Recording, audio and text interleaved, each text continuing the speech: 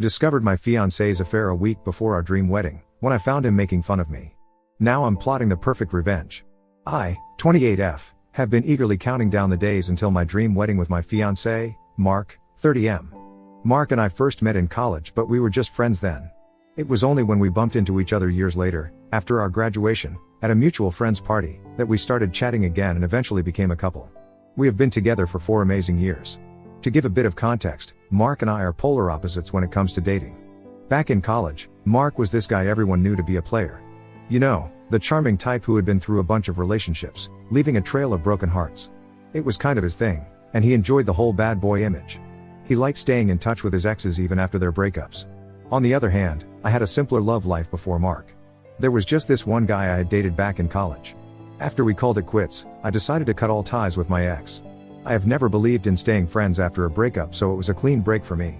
When Mark and I started officially dating, it was a surprise to his friends who knew him as the cool, detached dude. Suddenly, he was all about commitment, or at least that's what it seemed like. It was like he flipped a switch and decided to give the whole relationship thing a serious shot. My drama from my past relationship made me appreciate the fresh start with Mark, who, despite his playboy history, seemed genuinely into making things work between us. We did have one minor glitch in our relationship though.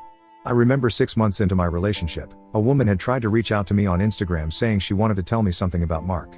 I was a bit hesitant but decided to hear her out. She revealed that Mark had initiated inappropriate conversations with her, asking for explicit photos. I was taken aback and immediately confronted him. Despite his attempts to lie his way out, I stood my ground. Eventually, he confessed, blaming it on being intoxicated, and pleaded for my forgiveness. It shook me to the core, and I contemplated ending the relationship right then. However, his persistent apologies and tears made me reconsider, and I reluctantly warned him against repeating such actions. Beyond this incident, our dating life for the last 4 years has been joyful. We have shared laughter, built memories, and faced life's ups and downs together. Mark always surprised me with thoughtful gifts and planned romantic dates. Our connection grew stronger, and despite the rocky start, we found comfort and happiness in each other's company. The incident became a distant memory as we navigated the complexities of life as a couple, and for a while, it seemed like we were on the path to a happily ever after. 2 months ago, Mark proposed to me while we were in Africa. The proposal was a moment straight out of a romantic movie. Underneath the African stars, with the sound of the wilderness around us, he nervously stumbled through his words, confessing his love and how I had changed his perspective on relationships. Mark dropped to one knee and with a shaky hand, he pulled out the most beautiful ring I'd ever seen. It was simple, heartfelt, and genuine.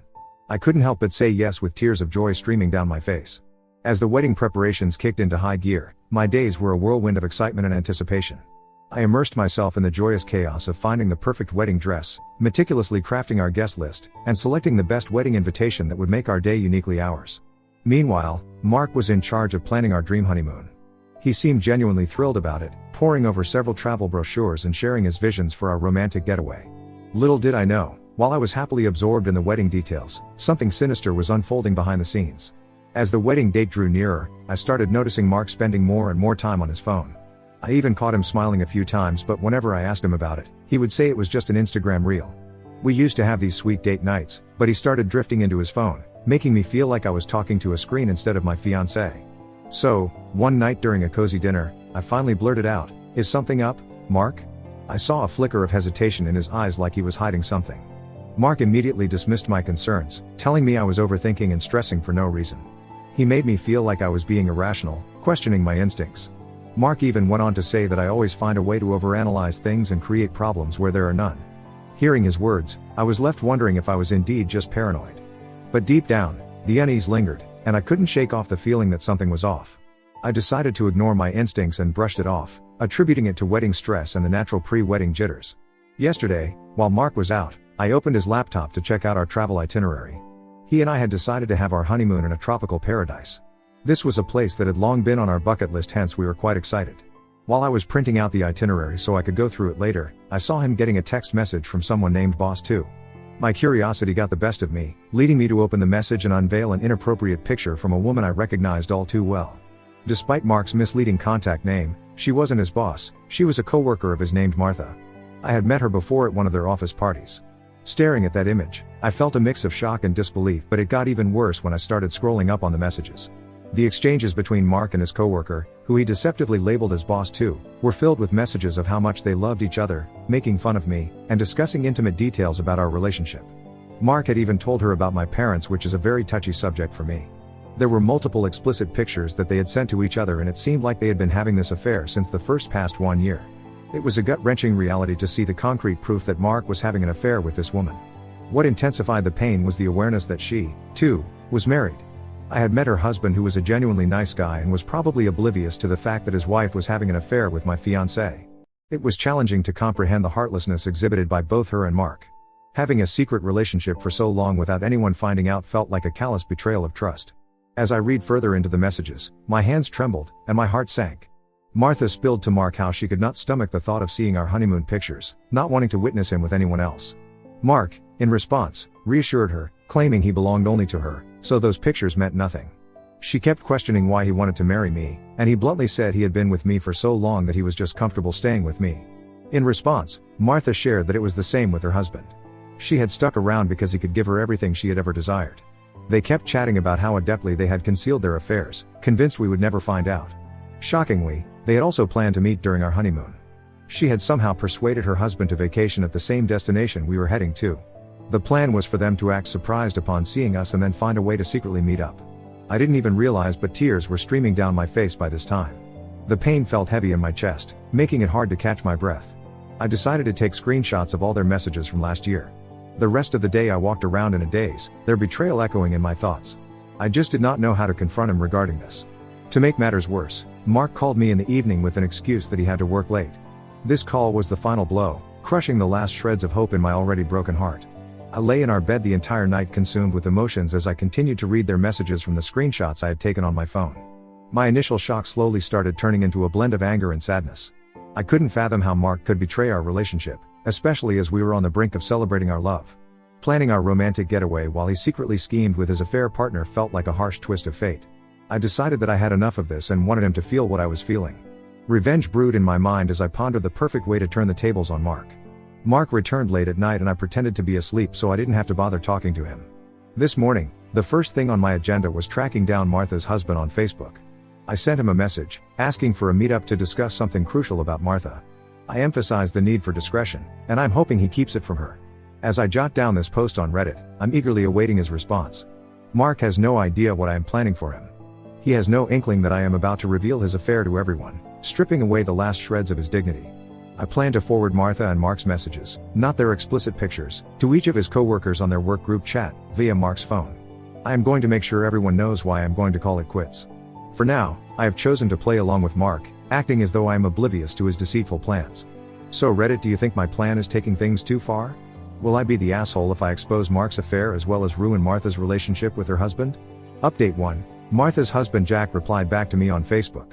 I had been on edge for a couple of hours waiting for his response. When he asked why I wanted to meet, I spun a little white lie about planning a birthday surprise for Martha. Given that people knew my husband and Martha were close, I prayed that he would not see through my lie and agree to meet up. We ended up meeting at a cafe near his workplace. When we sat down with our coffees, he straight up called out my lie, pointing out that Martha's birthday wasn't around the corner. I sheepishly smiled remorsefully and insisted that it was crucial for us to meet as it involved my fiancé and his wife. His brow furrowed in confusion and I pulled out my phone to show him all the screenshots I had taken from Mark's laptop. He went through all of them and was just as shocked as I was. I continued to explain everything, spilling the beans about Mark and Martha's affair. Jack's jaw tightened, and he just shook his head in disbelief. He asked me how long I had known about this, to which I informed him that I had just found out about it last night. I could see the hurt in his eyes, like he couldn't believe his own wife would do this. I questioned Jack about their upcoming vacation plans, and he gave me this puzzled look. I laid it out for him, revealing that my fiancé and Martha had schemed this whole thing. I told him how they wanted all of us to end up at the same place. All this to pull off a fake surprise and actually have a secret rendezvous. The whole thing left Jack even more bewildered, and I could see his face change colors. I could sense Jack going through the same roller coaster of emotions that I had been on, and I felt sorry for the both of us. Jack looked up at me, sharing how he had no clue Martha could pull off something like this behind his back. Then, Jack dropped a bomb. They were trying for a baby, planning to move to a bigger house and start fresh. He revealed that he had noticed a slight change in her tone and her attitude, but had attributed it to work stress, as she often stayed out late working. I opened up to Jack, sharing how Mark had been pulling the same act with me since last year, glued to his phone, and when I called him out, he tried to mess with my head and gaslight me. Jack then asked me what I planned to do next with the evidence I had collected. I laid out my plan honestly, explaining how it involved his wife too. I said I would keep Martha's name out if he wasn't cool with it, but Jack surprised me. He shook his head, saying Martha betrayed me too by getting involved with my fiancé, so I had every right to spill the beans. I nodded my head in agreement and asked Jack about his next course of action. He shared that, after seeing their convo, he could not see a future with Martha anymore. He had always wanted to start a family, but what she had done to him, he did not want her to be the mother of his children. It was clear he was gearing up for a divorce. Jack requested all the screenshots I had taken through AirDrop so he could show them to his lawyer. Before he left, we exchanged numbers. Jack gave me a heads up to first break up with my fiancé before I revealed his dirty truth in case he reacted violently. I assured him that was my plan, as I was planning to quietly move out of our house while my fiancé was at work tomorrow, leaving him to return to an empty place. I have got a lot on my plate in the next few days as I put my plan into action. I will circle back with an update once everything's in motion. Update 2. I know it's been a few weeks since my last update, and I would like to reassure everyone that I am perfectly fine and I am doing well. Everything went well as I had planned. First, I moved out of our house while Mark was at work. I asked my brothers to help and we quickly moved my stuff to my parents' place. Everyone had already been informed about the situation, so they were more than supportive. I thought about leaving a note for Mark explaining the breakup, but in the end, I chose to depart without any explanation. I wanted him to feel the weight of my absence, tossing and turning at night, questioning why I left. I removed the engagement ring and put it on his dining table as I wanted nothing to do with him anymore. I removed all our pictures from social media and blocked him from everywhere. Even though I was heartbroken and knew that I would eventually break down crying again, my parents comforted me, emphasizing that discovering the truth before marriage spared me from enduring this pain and heartbreak later on. Their words resonated, and I found solace in the agreement that, tough as it was, knowing the reality now was a silver lining for my future. True to form, Mark began bombarding my parents with a barrage of calls and text messages, inquiring about my whereabouts. I could envision him arriving home, finding all my things vanished, and the ring left on the dining table. He kept begging my parents to give him a chance to explain to me. My parents, who have always been protective of me, stood firm in shielding me from Mark's attempts to reach out. They made it clear to him that there was nothing he could do to mend the relationship. My father, with a firm resolve, expressed his disappointment and instructed Mark not to show up in front of him ever again. Imagining Mark's fear, I couldn't help but smile, knowing he had always been scared of my 6-foot-tall ex-military father. Mark's attempts to contact me ceased after my dad's stern warning. Little did he know, this was just the beginning of his troubles. I was well aware that Mark rarely used his home laptop, so I had cleverly scheduled a mass email to be sent the next day, spilling the beans to everyone in his office about his year-long affair with Martha. The email included some screenshots of their conversations poking fun at coworkers and their boss, which made it even more interesting. This was my way of turning the tables and revealing the truth. As you can imagine, the email was sent as scheduled and turned Mark's life upside down. He must have been shocked to realize that I had uncovered his affair. The truth unfolding in that email was probably a jolt he hadn't seen coming. His coworkers must have been shocked and in disbelief as well after opening the email and seeing all the screenshots. One of his coworkers, Sarah, who had been my Facebook friend for a long time, took the initiative to reach out to me so she could check in with me. It was she who informed me that the explicit content of their conversations, especially the mockery of coworkers and the boss, had them questioning Mark's character. Mark's boss, upon discovering the extent of the inappropriate conversations about her, was understandably furious. The revelation came not just as a personal betrayal to everyone but as a professional scandal that shook the entire workplace. Mark, desperate and fuming, reached out to my parents, but the damage had already been done. The email, sent from his own laptop, left him with no way to prove I was behind it. The explicit discussions about coworkers that Mark had engaged in with Martha were now coming back to haunt him. The news slowly spread like wildfire, and the professional fallout was severe. In the days that followed, Sarah kept me updated, sharing that Mark faced the brunt of the boss's wrath. The shunning within the workplace intensified, with colleagues distancing themselves. Mark and Martha found themselves isolated in the aftermath of their exposed affair. The ultimate blow came when the boss, deeming their actions as professional misconduct, decided to terminate both Mark and Martha. I could not help but feel a strange mix of satisfaction and empathy as I learned about the repercussions he faced in the wake of his actions. Meanwhile, Jack reached out to me as well. He informed me that Martha was fuming and angry that I had exposed the truth about them. He, in turn, gave her a dose of reality by serving her with divorce papers. She must have been shocked, especially given the workplace drama she was still reeling from. Fuming and taken aback, she tried reaching out to Jack, demanding an explanation and a chance to salvage what was left of their relationship. However, Jack, unwavering in his decision, stood firm. He cited the betrayal revealed in their conversations, the affair with Mark, as the breaking point. With the truth finally out in the open, there's a newfound sense of lightness and self-assurance. Despite the relief, some days are undeniably tough. There are moments when I find myself sitting in my washroom, tears flowing for hours as I grapple with the emotional weight of my breakup with Mark. It's a process, a mix of healing and confronting the pain, but transparency has become my anchor in navigating through the storm of emotions. Update 3. It's been 3 months since my last update, and I want to express my gratitude to everyone who sent supportive messages during this challenging time. Though I may not be able to reply to each one, please know that I've read all your messages, and your support means a lot to me. To cope with the aftermath of the breakup with Mark, I've been attending therapy. It's been a valuable tool in helping me navigate the emotional complexities and find a path toward healing. Each day brings its own set of challenges, but talking my emotions out with my therapist has been a therapeutic process and has been instrumental in my journey forward.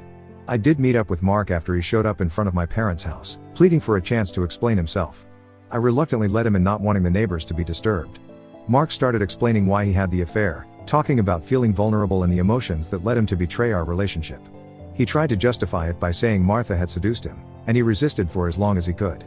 Mark expressed shock when he found out I knew about the affair and questioned why I never confronted him. I told him it was pretty entitled of him to expect me to wait for his explanation while he was fooling around with his coworker. I made it clear I didn't need an explanation because I didn't want to be with him anymore. Whatever he tried to say didn't matter when I had no interest in anything he had to explain. Mark was about to continue, but I cut him off, saying I didn't want to hear anything more from him. Mark looked taken aback, maybe expecting a different response. He urged me to reconsider my decision and not forget the 4 years we had spent together. I stood my ground, telling him that I could never trust him again. He mentioned how he hated returning to an empty house and planned to move back to his hometown after losing his job. While a hint of remorse crossed my mind, I swiftly reminded myself that all of this was a consequence of his own actions. He tried to push for more conversation, but I shut it down, emphasizing that I was done and didn't want any more explanations or updates about his life. After he realized that I wasn't going to budge, he left, and I closed the door behind him, feeling a mix of relief and sadness. The conversation with Mark served as the closure we needed. I am glad he hasn't attempted to reach out since then. Apart from therapy, I have been putting in effort to secure a new job. My goal is to achieve financial independence, allowing me to move out of my parents' place and into a space of my own. I am grateful for the unwavering support from my family. My brothers make it a point to meet up with me on weekends, ensuring that I am doing okay. Living with my parents again has been a positive change, bringing a sense of familiarity I haven't experienced since college. As I navigate this period of transition, I find myself appreciating the way my life has unfolded. It's a reminder never to doubt my instincts again, which proved to be a reliable guide. This experience, though difficult, has become a catalyst for self-discovery and resilience. Moving forward, I am determined to find solace in the familiar while carving out a new path forward.